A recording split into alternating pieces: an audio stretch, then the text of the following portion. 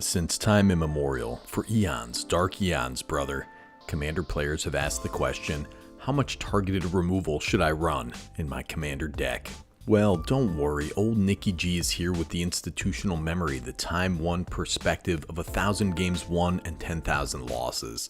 I'll run down some hidden gems, what makes some of the staples, and we'll have a little fun out there, my dudes. Let me in your heart.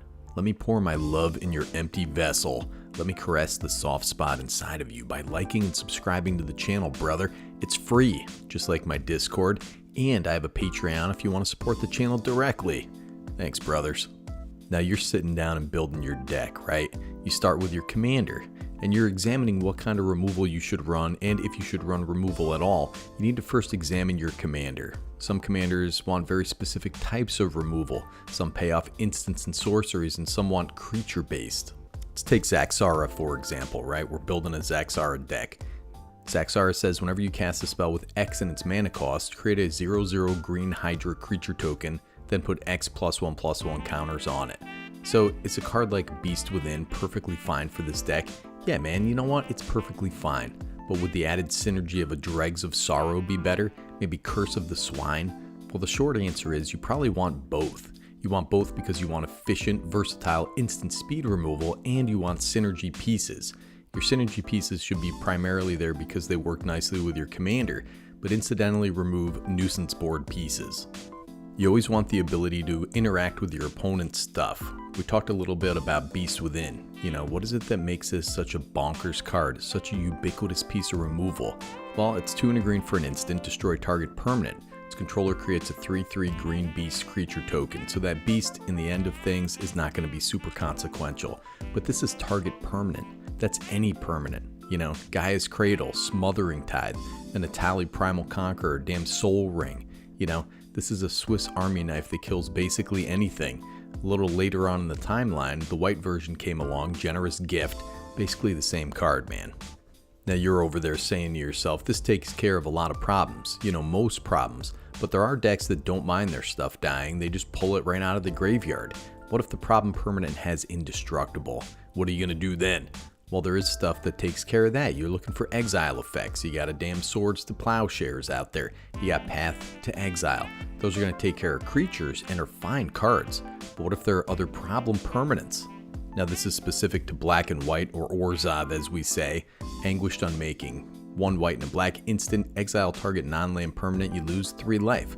This is excellent. Permanent. Premium. Removal. It's 3 mana, 3 life, still plenty efficient, versatile, and instant speed. So should you run removal in your commander decks? Yeah, you should. How much? Well, I think it depends on what your commander is doing. You know, the thing about commander is that it's a 4-player game, right? So if you take out some silly value engine, you lose a card, you lose some mana. You know, that's the targeted removal part, but they lose a card, the removed piece on the battlefield. But the other 2 players just kind of watch the fireworks, you know. I tend to save my removal for when I'm in a game-losing situation, or if the entire table is threatened by some overwhelming piece. Like anything else, it's about balance, you know. You want to be able to interact, but also advance your board state.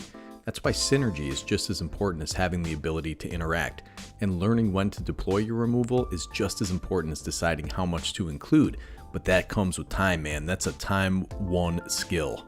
Now let's take Talrand for example. This is kind of what makes Talrand such a great commander and such a great beginner commander. 2 blue, legendary creature, Merfolk Wizard, it's a 2/2. Whenever you cast an instant or sorcery spell, create a 2/2 blue Drake creature token with flying. Now my entire deck is interaction, counter spells, bounce, removal, lots of card draw, sometimes both. You know, but in casting those spells, we are creating and adding to the Drake Menace. Now if you lived in Canada, you know all about the Drake Menace. Now, of course, budget also plays a huge part in this. We've all seen Commander Precon decks with Mortify and Putrefy. Precon lists love these cards. I have copies all over my house, man. You know, if I could build a little house out of these things, I'd be all set. Build a tiny house, dude, with an extra bedroom in it. Are these good? I mean, yeah, sure, in budget decks, they're fine. You know, they're versatile. But would I rather have Assassin's Trophy? Hell yeah, I would, dude. Or Anguish Unmaking. Assassin's Trophy, destroy target permanent and opponent controls. Its controller may search their library for a basic land card, put it on the battlefield, then shuffle. Any permanent, dude. This was a super pricey card. Now is like $1 and change. This is almost down to bulk levels. Now red, man. Red has some trouble with removal if it's just straight mono red. You have those direct damage effects. Some of the color combos, including red, are a little better. You have cards like Terminate, Decimate, which is actually not that great of a card, but I like it. But red has problems dealing with enchantments. That's why you see Chaos Warp so often in these types of decks. 2 and a red, instant. The owner of target permanent shuffles it into their library, then reveals the top card of their library. If it's a permanent card, they put it onto the battlefield. This basically works for anything, but again, you have to be wise enough to know when to deploy it. Are you getting rid of a Blightsteel? Well, that's pretty good, dude. Although I have seen them turn up off the top too. I don't know if somebody's doing a little canoodling over there, but whatever. In any case, man. But if you get rid of some 5/5 and then they flip over a Blightsteel, that's a bad time, brother. But red does have some access to counter spells. Do counter spells count as targeted removal? You're damn right they do, man. You are removing a threat while it's still in the ether, on the stack as it were. You have Tybalt's Trickery out there, 1 to red, for an instant counter target spell. Alright, and then you have to do a bunch of other stuff. Choose 1, 2, or 3 at random. Its controller mills that many cards, then exiles cards from the top until they exile a non-land card with a different name than that spell. They may cast that card without paying its mana cost. Then they put the exiled cards on the bottom in a random order. That's an interesting card. The standard folks, I think, ruined it for everybody, man. They did some kind of combos in there.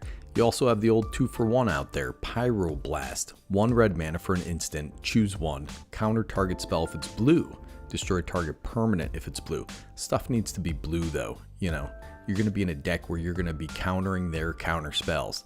Speaking of blue, alright, blue has some of the nastiest counter magic out there. It also has some of the most efficient removal in the game. Pongify, Rapid Hybridization. These are nice destroy spells, but just like everything else, blue also has super efficient exile effects. Take a look at Reality Shift, 1 to blue, instant, exile target creature. Its controller manifests the top card of their library. Fantastic card. And then we come to black. Black has some of the best removal out there for creatures, but it's a little less versatile. It's usually creatures only. I remember when Feed the Swarm hit the scene, this was 1 in a black for a sorcery, destroy target creature or enchantment an opponent controls. You lose life equal to that permanent's mana value. Traditionally, black had a hard time dealing with enchantments, and this kind of broke the mold. Now black also has some exile effects. Deadly Rollick, it's another mono exile effect, rare in black, and very pricey as a result. It's like $20, even after a reprint in Commander Masters. Very decent card, free spells, listen, they're going to be up there in price. What are you going to do? Now the color white, while having some of the best exile effects, also has access to some counter magic, and it's more than you might think. You got Rebuff the Wicked out there, Mana Tithe, Lapse of Certainty, and my favorite, Reprieve. 1 in a white for an instant, return target spell to its owner's hand, draw a card. I love Remand. I do run Remand, dude, and this is a color shifted version from Lord of the Ring Dings. So that basically covers some of the most popular removal. So should you run removal? Yeah, man. How much? Well, it depends on what you're building, but I would say 5 to 20 pieces. Do I do that all the time? Is that a hard and fast rule? No. Some decks are geared toward racing towards their own win conditions. Objectively, you do want to be able to interact, but do whatever you want, dude. Whatever you're doing, I would strongly urge you to build towards synergy if possible. If your commander has no synergy with removing creatures in a specific way, then go with the staples and run 3 or 4 or 5, So what do I mean by synergy? Well, say you're running an enchantment commander like Sithis the Harvest Hand. Fantastic value commander. Well, why the heck would you run Beast Within? Well, the versatility and the efficiency, that's why you run it. But let's give another damn card a chance, and draw a card while we're at it. Grasp of Fate. 1 white for an enchantment. When it enters, for each opponent, exile up to 1 target non-land permanent that player controls until Grasp of Fate leaves the battlefield. I did a whole video on this card, speaking of enchantments, Aura Shards. So this is 1 green and a white for an enchantment. Whenever a creature you control enters, you may destroy target artifact or enchantment. In a creature-based deck, this can be absolutely backbreaking, man. It's back up to $7, was about $4, and I did a damn video on it, telling people to buy it, but nobody listens to me. I mean, listen, man, there's a reason that Reclamation, Sage, and Lauren of the Third Path are in so many decks. You're utilizing some other aspect of these cards when you slot them in, whether it's Elf Synergy, or Legendary Creature Synergy, or Creature Blink, or something like that. You know, if you're in a creature-based deck, you want something like the Manglehorn out there. When it enters, destroy target artifact. Artifacts your opponent's control enter tapped. God, I love this card so much. It's so narrow, you know, but there are decks where this is pretty one-sided. You know, stop hating on artifacts. Incidentally, red is incredible at destroying artifacts, you know. Vandal Blast, this is a classic, so it's 1 red sorcery, destroy target artifact you don't control, it has overload for 4 and a red. 9 printings of this card at uncommon, it's still a $3 card. So outside of those staples, what are some of my favorite removal pieces? Well, let's stick with red for a minute, I'll tell you all about him, brother. Well, how about this guy, the Hammer Mage, 1 and a red, creature, human spell shaper, it's a 1/1, X and red, tap, discard a card, destroy all artifacts with mana value X or less. When he's holding the hammers, everything looks like a nail, dude. Santa Claus is real. He's got 2 tiny magical hammers to crush your dreams, brother. This is great at getting stuff into the graveyard. If you're running a red recursion deck, come on, man. The Alpha Deathclaw, 4 black and a green, creature lizard mutant, it's a 6/6 with menace and trample. When this guy enters or becomes monstrous, destroy target permanent. Has 5 black and a green, monstrosity 4. 65 cents for this, 65 tiny little cents for this absolute slapper, dude. Looks like a young Nicky G striding through the wasteland. This is a great reanimator target. It's great in decks where you want big, fat, stinky creatures out there and it's taking out permanents. Get that Alpha D, dude. Get your daily dose of Alpha D, brother. You got the March of Swirling Mist out there. X and a blue for an instant. Up to X target creatures phase out, and you can reduce the cost of this by exiling blue cards from your hand. Okay, brother, you're over there like this isn't removal, but you're only half right. This is the versatility of which I speaketh. This can either save your board from a wipe or remove your opponent's Alpha Strike on the way in. Yes, it's only for a turn or a turn cycle, but that may be all you need, my dude. Such a versatile, fantastic card. Now I also wanted to mention these effects that trap opposing commanders underneath an enchantment like this. This thing is not changing zones of the commander of the legend, right? So it doesn't go back to the command zone, it just becomes a little forest land. They have to have some way to remove this enchantment or to sacrifice a land or get rid of a land or exile a land or something like that. But guess what, dude? Those effects are pretty rare. You also have cards like Oubliette, things like that, enchantment-based removal.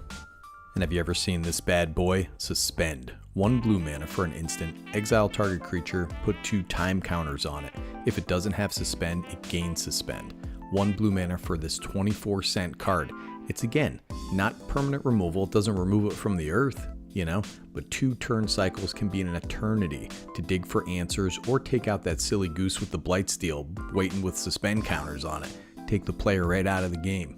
I'm also a huge fan of theft effects. Thieving Skydiver. You know, this has kicker for X, X can't be 0. When it enters, if it was kicked, gain control of target artifact with mana value X or less. If that artifact is an equipment, attach it to Thieving Skydiver.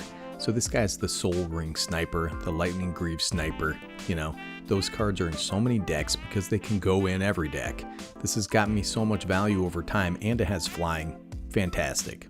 Similarly, you have Hostage Taker out there. When this guy enters, exile another target creature or artifact until Hostage Taker leaves. You may cast that card for as long as it remains exiled, and mana of any type can be spent to cast it. Another 14-cent card that puts in work. Sandbag it until you have 5 mana, snag that Soul Ring, man. I do like theft mechanics, and that's removal. You know, it's removal and you win because you get that card.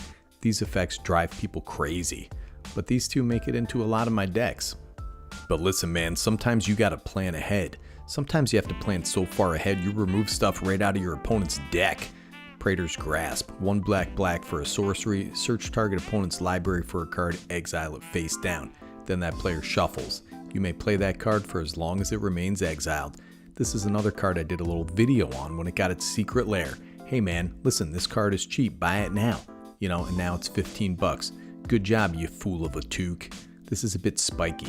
You know, steal combo value pieces, or just, you know, go get a damn Soul Ring. Hey, and listen, man, in a Reanimator deck, including white, you don't want to sleep on Angel of the Ruins, because she plane cycles herself right into the graveyard. And when she enters, exile up to 2 target artifacts or enchantments. You know, she just started blasting. That's what this angel says. This is a big time favorite in Blinky decks too. Now the Duplicant, of course, the Duplicant is fantastic. This guy's giving this guy a hug right in his mouth, man. 6 generic mana, artifact creature. When it enters, you may exile target non-token creature. And it exiles, alright? And then he gets a little bigger, you know, if he exiles some 5/5 or whatever. I mean, this guy's just a classic. Now you're making a Naya token deck. You want to run Beast Within or you want to run this guy. Destroy target artifact or enchantment, then populate. Instant speed, artifact or enchantment, so it won't hit lands or creatures or planeswalkers or anything like that. But pretty much every deck makes tokens nowadays, so chances are you're going to have something to populate. Just like Nick Cannon, brother, he's populating the earth. Now check this guy out. Urtai Resurrected has flash. When it enters, choose up to 1. Counter target spell, activated ability, or triggered ability. Its controller draws a card. Okay. Destroy another target creature or planeswalker. Its controller draws a card. Probably the most versatile dude on the planet. You know, he got a soap opera makeover from the olden days, the invasion days. You know, he got some hair plugs. Now he's Goro's handsome cousin. This is a can opener, man. Great card. Now this fella I love for his mutate cost. 3 mana, fantastic. Mutate on some token or a mana dork, beef him right up. Just remember, you can't mutate on a human. You know, if you try to mutate on a human, dude, you probably end up facing charges. I tried to mutate on a dude and that went about as poorly as it could, honestly. Curtain's Call, take a look at this thing. Undaunted, costs 1 less for each opponent. Destroy 2 target creatures, so you have 3 opponents, that's 3 mana, 2 problems gone. He's got some nefarious magic working there, dude. I don't know if that's what the audience wants, honestly. Massacre Worm is a classic. Now I highlight this because it's got that -2/-2, which does get around indestructible, you know. But if you have a big indestructible creature out there, this ain't gonna do jack, brother. But it's still $1.25. It's a great deal. In Reanimator decks, you want creatures that take care of threats, big uglies like this guy and Overseer of the Damned. So this guy, when he enters, you may destroy target creature. Whenever a non-token creature an opponent controls dies, create a tap 2/2 black zombie creature token. So anyways, man, that's removal in a nutshell, or a butt shell as they say. Some staples, some of my favorites, and my philosophy on the whole thing. It's kind of a no-brainer to stick the top Swords Path, Beast Within, Generous Gift, Anguished Unmaking, Chaos Warp, those staples. You know, blue has a million choices, including counter spells. So a good rule of thumb is to run those, then pick for synergy, fella. You know, I just want to take a break from the new sets and wax about some cards that I really like, man. Anyways, take care of yourselves out there, brothers. Be genuine to who you are, even if you're just a garbage sack, alright? Nikki G, Better Commander, signing off.